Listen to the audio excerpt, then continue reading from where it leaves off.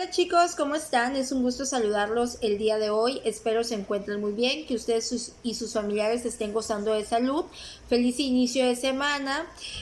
Durante la semana pasada estuvimos platicando acerca de temas muy fundamentales dentro de la materia de derechos humanos. Hablamos de qué son en esencia los derechos humanos y también estuvimos platicando acerca de las características, principios y atributos de los mismos. Cuando estábamos platicando de las características de los derechos humanos, nos quedamos en la última característica que les mencioné en el video, que era la que señalaba que los derechos humanos no se pueden restringir arbitrariamente. En ese video les mencioné que nos faltaban 2 o 3 características más que vamos a ver el día de hoy, junto con otros temitas como es la clasificación del derecho, dependiendo en primera instancia de su evolución. Así que vamos a comenzar, chicos, viendo estas 3 características de los derechos humanos que nos faltaron ver la clase pasada. En primera instancia, o una de las características que nos faltaron ver la semana pasada, fue que los derechos humanos protegen al hombre en su carácter de persona física, pero también como persona jurídica, ¿sale? Los derechos humanos protegen al hombre en su carácter de persona física, pero también como persona jurídica. Esta característica hace referencia, chicos, a que las personas jurídicas, que son lo que conocemos como personas morales, también cuentan con derechos humanos propios de su naturaleza. ¿Por qué? Si recordamos, las personas jurídicas o personas morales son estas entidades formadas por un conjunto de personas que persiguen cierto fin o cierto bien en común, cierto objetivo en común, ¿sale? En virtud de que persiguen cierto objetivo común, pues se agrupan para poder alcanzarlo y es así como forman una persona jurídica o una persona moral. Una persona moral, al estar conformada por seres humanos, pues es obviamente que también tiene una naturaleza humana y por ende tiene principios que son necesarios proteger derivado de la naturaleza humana que sustenta esta personalidad. Por ende, los derechos humanos sí están destinados a las personas físicas, pero dependiendo de su alcance, también protegen a la personalidad jurídica, ¿sale? También de alguna manera se encargan de proteger la personalidad jurídica de cualquier asociación de seres humanos y de los derechos que estos tienen, ¿verdad? Otra de las características que nos faltó ver la clase pasada fue que los derechos humanos tienen una estructura normativa que no es propia de las reglas. ¿Qué queremos decir con esta característica o qué entraña esta característica? Los derechos humanos no se consideran igual que cualquier norma jurídica. ¿Por qué? Porque protegen ciertos bienes fundamentales del ser humano, sin los cuales el ser humano no puede desarrollarse de manera integral. Por lo tanto, los derechos humanos optimizan las normas ya establecidas o las normas de otro tipo de derecho, las mejoran, las llenan de alguna manera de bienestar, de garantía, las optimizan, las mejoran. Por eso se dice que los derechos humanos tienen una estructura que no es propia de cualquier regla jurídica, porque optimizan, mejoran la reglamentación jurídica. En última instancia, o la última característica, ¿verdad?, que nos faltó ver y que vamos a ver ya de los derechos humanos, es que los derechos humanos son límites de la autonomía de la voluntad. Repito, los derechos humanos son límites de la autonomía de la voluntad. Este principio, esta característica, se refiere a que una persona es libre, claro que sí, los derechos humanos nos otorgan libertad como personas, ¿verdad? Pero esa libertad tiene ciertos límites. ¿Por qué? Porque en el ejercicio de nuestra libertad no podremos transgredir la libertad de otros. Les voy a explicar más o menos cómo funciona. Dentro de los derechos humanos hay un principio que establece que mi libertad termina hasta que empieza tu libertad. Repito, mi libertad termina hasta que empieza tu libertad. Este principio hace referencia en que, claro, que como persona yo soy una persona libre que puede ejercer sus derechos, sus capacidades, sus potencialidades de manera libre. Sin embargo, esta libertad tiene un límite.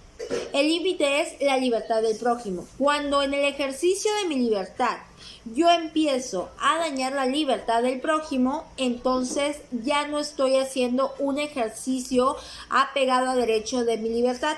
Y les voy a poner de ejemplo cómo estas situaciones sí se dan en la vida real y sí suceden.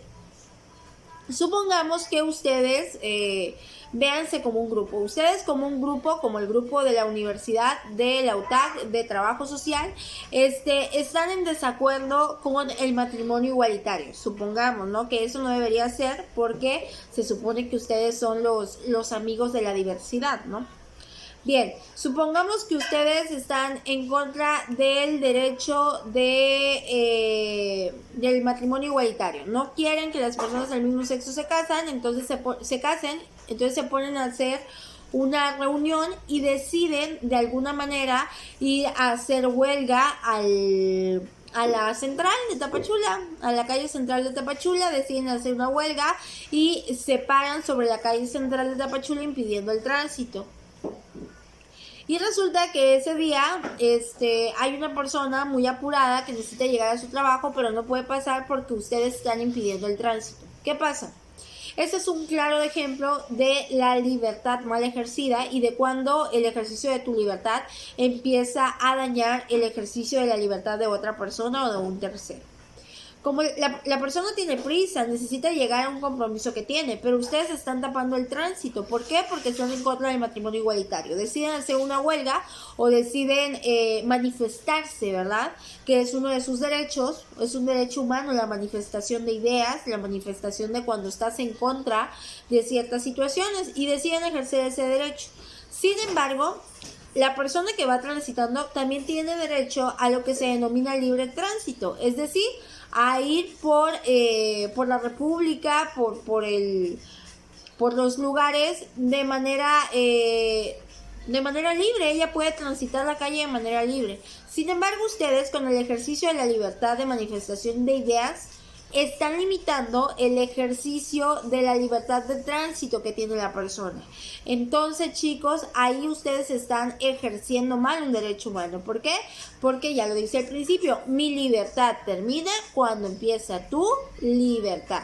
Si en el ejercicio de nuestra libertad estamos transgrediendo la libertad de otros, entonces ya no estamos ejerciendo un derecho humano, sino estamos dañando la esfera de derechos humanos de una tercera persona. Por eso, chicos, la importancia de este principio que nos habla que los derechos humanos son límites de la autonomía de la voluntad, porque una persona va a ser libre siempre y cuando en el ejercicio de esa libertad no transgreda o no menoscabe los derechos humanos de terceras personas. Bueno, chicos, hasta ahí vamos a terminar de ver ya las características de los derechos humanos. Hasta ahí las terminamos de ver y empezamos entonces con un nuevo temita que se llama clasificación de los derechos humanos. Vamos a ver varias clasificaciones de los derechos humanos dependiendo de cuál sea el motivo de la clasificación. En este caso vamos a ver la clasificación de los derechos humanos en relación a su evolución. Vamos a clasificar los derechos humanos en relación a su aparición a través de la historia de la humanidad, ¿no? Hagan de cuenta que vamos a hacer como una línea del tiempo y en esa línea del tiempo vamos a clasificar los derechos humanos dependiendo del momento o de la época en que se hubieran dado. No ha existido porque acuérdense que los derechos humanos nacen desde que hay humanidad, porque son propios de nosotros, sino en el momento en que fueron ya garantizados en una esfera jurídica. Bueno, atendiendo a su evolución, los derechos humanos se clasifican en tres: primera generación, segunda generación y tercera generación. Repito, atendiendo a su evolución, los derechos humanos se clasifican en tres áreas: primera generación, segunda generación y tercera generación. En esta ocasión vamos a ver la primera generación, ¿sale? Vamos a estar viendo los derechos humanos atendiendo a la primera generación, ¿ok? Bueno, la primera generación de los derechos humanos surge a finales del siglo XVIII y se da con la caída del absolutismo. El absolutismo era un tipo de régimen de gobierno que no solamente se daba en Europa y Alemania fue donde surgió este primer movimiento de los derechos humanos. Sin embargo, era un régimen que prácticamente tenía todo el mundo. El absolutismo hacía referencia a un poder absoluto o a un gobierno absoluto. ¿Qué quiere decir esto? Que las decisiones las tomaba solamente el rey, el monarca, el emperador, ¿no? Él era quien tomaba todas las decisiones que tenían que ver con la sociedad que gobernaba y por ende pues podía causar atropellos a sus gobernados porque no respetaba límites, vaya, ¿no?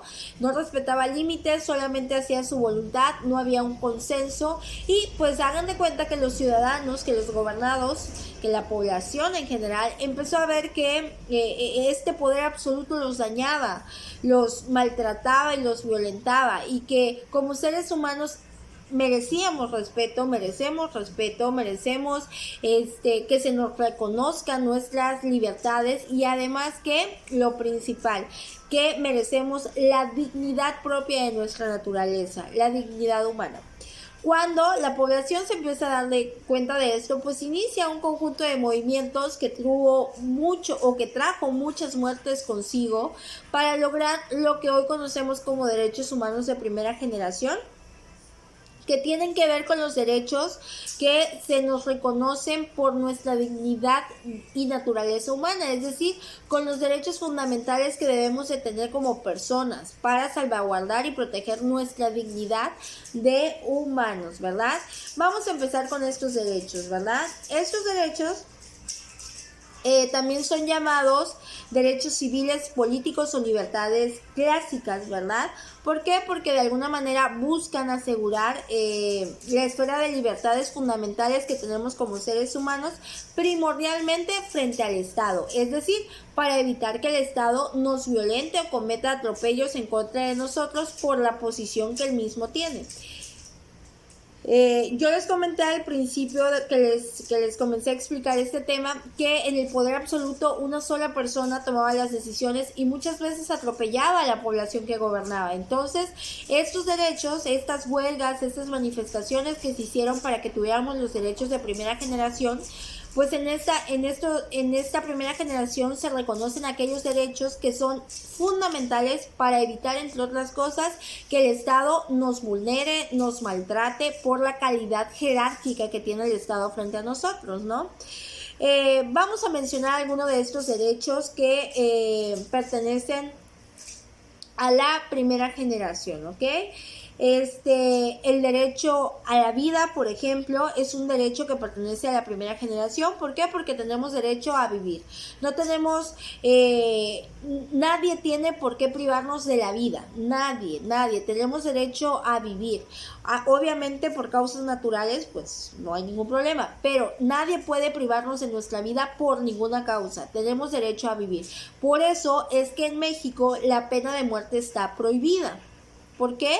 Porque México es un país o ha sido un país que ha estado muy apegado a los derechos humanos, dizque, ¿verdad? Pero ha sido un país que trata de alguna manera adaptar sus constituciones, adaptar su sistema jurídico a los diferentes tratados internacionales sobre derechos humanos. Por eso es que en México no está permitida la pena de muerte ni siquiera para los criminales, ¿verdad? Porque todos tenemos derecho a la vida. De hecho, México es considerado como uno de los países pioneros de los derechos humanos porque nuestra constitución política de los Estados Unidos mexicanos fue la primera constitución en todo el mundo en integrar a su normatividad los derechos humanos. Imagínense, fue la primera constitución en todo el mundo que en primera instancia garantizó los derechos humanos. No nos lo reconoció porque acuérdense que estos no tienen que ser reconocidos por nadie, los tenemos porque son necesarios y son fundamentales para nuestra existencia, pero sí es importante que los ordenamientos jurídicos garanticen el cumplimiento y la sanción en caso de violentar los derechos humanos, y México fue uno de los primeros países en integrar los derechos humanos a la Constitución. Otro de los derechos que también forman parte de esta primera generación de los derechos humanos es derecho a la integridad física, que tiene que ver con salvaguardar todas nuestras características físicas. Nadie tiene derecho a lesionarnos, a maltratarnos. Eso se da mucho, sobre todo en el régimen absolutista, ¿verdad? En la que los gobiernos, o en el que los gobiernos, los titulares del gobierno maltrataban a las personas, las golpeaban, las hacían sus esclavos, etcétera, ¿verdad? 3, tenemos derecho a la libertad personal, es decir, tenemos derecho a que como personas nos desarrollemos en cualquier aspecto de nuestra vida. Eso también era muy limitado en la época del absolutismo, porque al hacer los esclavos, todos los actos que hacían las personas que eran esclavas, pues estaban supeditados a la voluntad de alguien más, ¿verdad? Tenemos también derecho a la igualdad y a la no discriminación, es decir, que se nos trate de la misma manera, que se nos trate con el mismo respeto, trato igualitario, sin importar las características que tengamos, sin importar nuestra religión, sexo, etcétera, ¿verdad? Y obviamente no discriminarnos. Otro de los derechos que forman parte de la primera generación es derecho a la seguridad jurídica, es decir, que como personas tengamos esa certeza que si alguien nos violenta, el Estado nos provee de protección y reparación del daño. Es decir, que si alguien comete un delito un delito en contra de nosotros, el Estado nos tiene que garantizar protección y reparación del daño.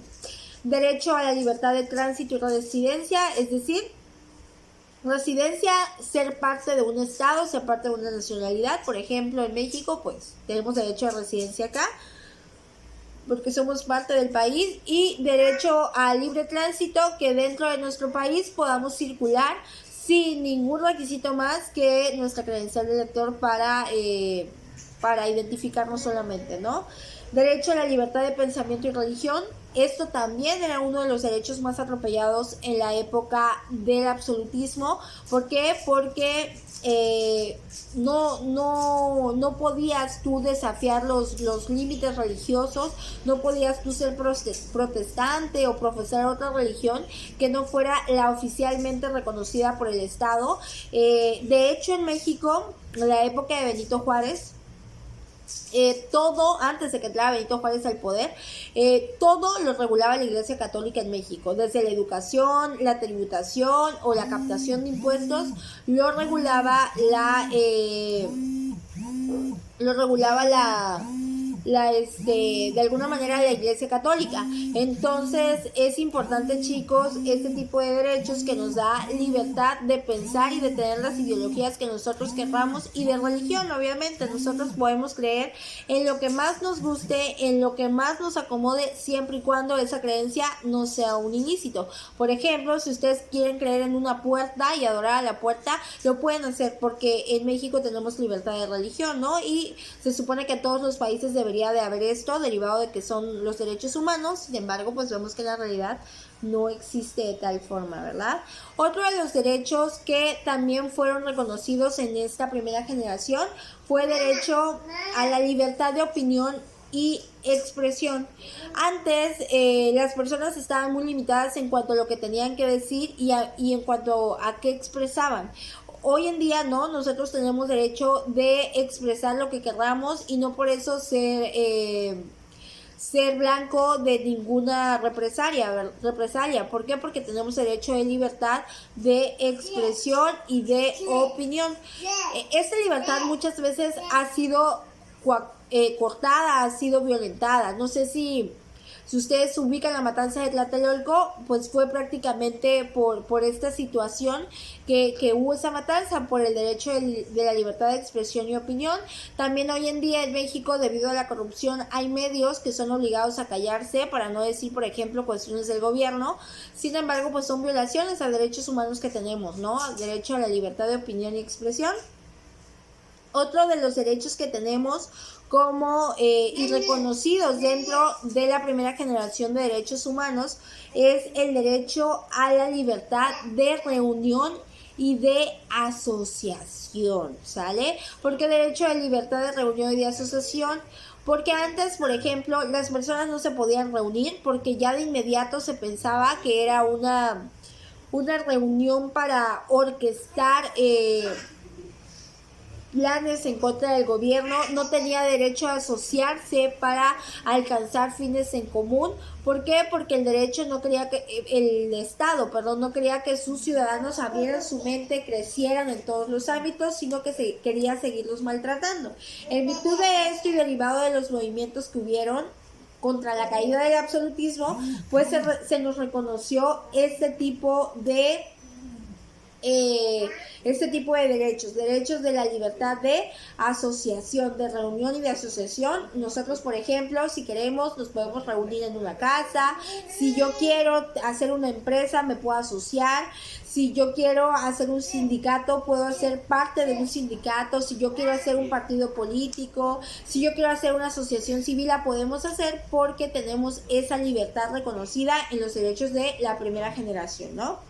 Y también tenemos derecho a formar una familia, también fue uno de los derechos humanos reconocidos en la primera generación de estos, porque les digo, en el absolutismo había esclavitud y las personas pues no tenían derecho a formar una familia. Eso lo decidía el Estado, si podías o no podías formar una familia.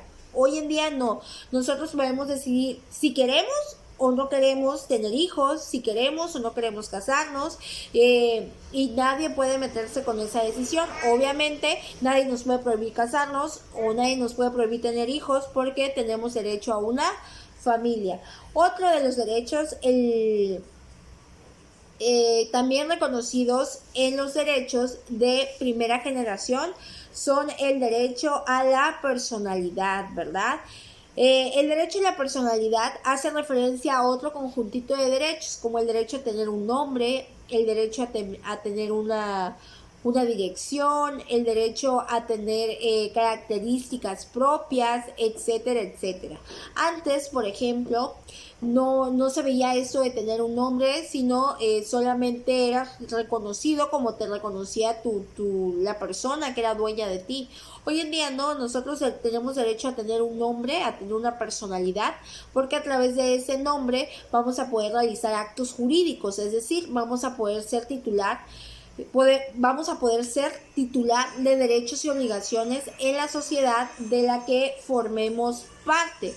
Por eso es que hoy en día sí tenemos derecho a la personalidad, tenemos derecho también a tener un domicilio, que es el lugar donde nos van a poder encontrar, donde nos vamos a poder establecer como personas que somos. No tenemos que estar toda la vida de un lado para otro, tenemos derecho a tener un domicilio, un nombre, ¿verdad? Otro de los derechos que tenemos, el penúltimo ya de los derechos reconocidos como de primera generación, es el derecho a la inviolabilidad de la vida privada, del domicilio y de la correspondencia. Es otro de los derechos humanos reconocidos en la primera generación o que son parte de la primera generación de los derechos humanos, que son derecho a la inviolabilidad de la vida privada, domicilio o correspondencia. Este derecho tiene que ver con que nadie puede ir a irrumpir en tu vida privada, a meterse en tu vida privada, a publicar cosas de tu vida privada. Nadie puede meterse con tu familia, a irrumpir dentro de tu familia, a hacer pública cosas de tu familia. Ni nadie puede irrumpir en tu domicilio o en tu correspondencia. Les voy a poner un ejemplo. Supongamos que una autoridad llegue y te exija entrar a tu domicilio por ostentarse y ser una autoridad.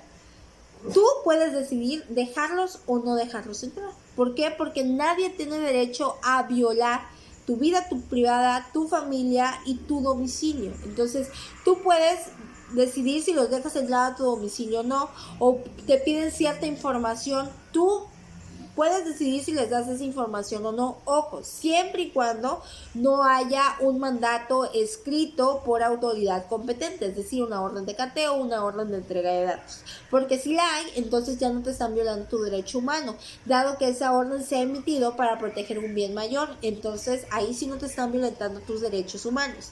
Pero si alguien llega sin ningún documento, sin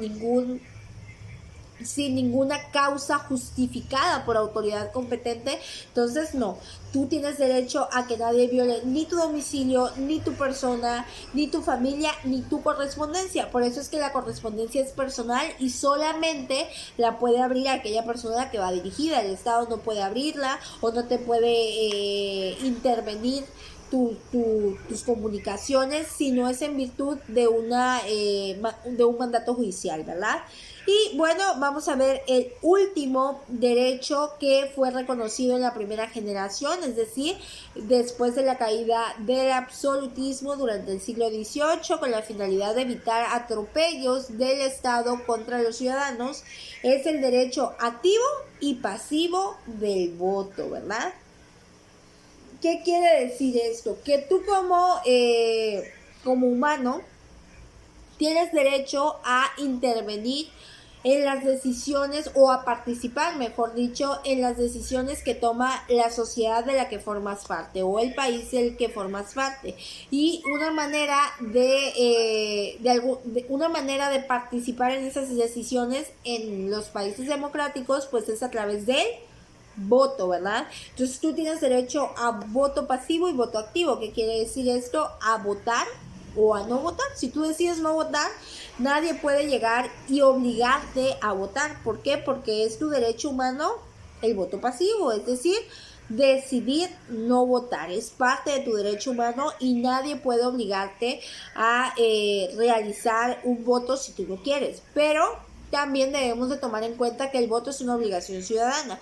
Como derecho humano nadie puede obligarte, pero pues debemos estar conscientes que es una obligación ciudadana para de alguna manera mejorar el país en el que vivimos, ¿no? Entonces, este es uno de los últimos derechos que se reconoce como de primera generación. En la forma de gobierno absolutista, pues no había voto, entonces pues la población decidió de alguna manera que sí, que tendríamos que tener derecho a voto, derecho a participar en las decisiones que toma nuestro país, y se instituyó este derecho humano que tenemos al voto activo o pasivo.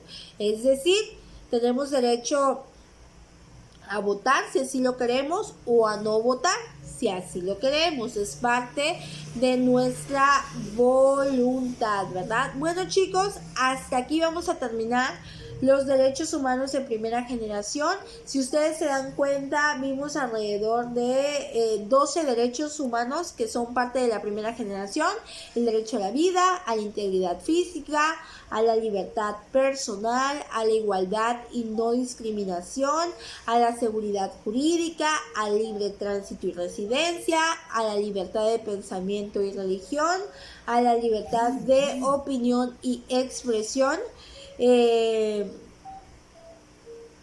a la libertad de reunión y de asociación, a formar una familia, a la personalidad, a la inviolabilidad de la vida privada, familia, domicilio y correspondencia, a derecho activo y pasivo del voto. Todos estos derechos forman parte de los derechos que clasificamos como de primera generación.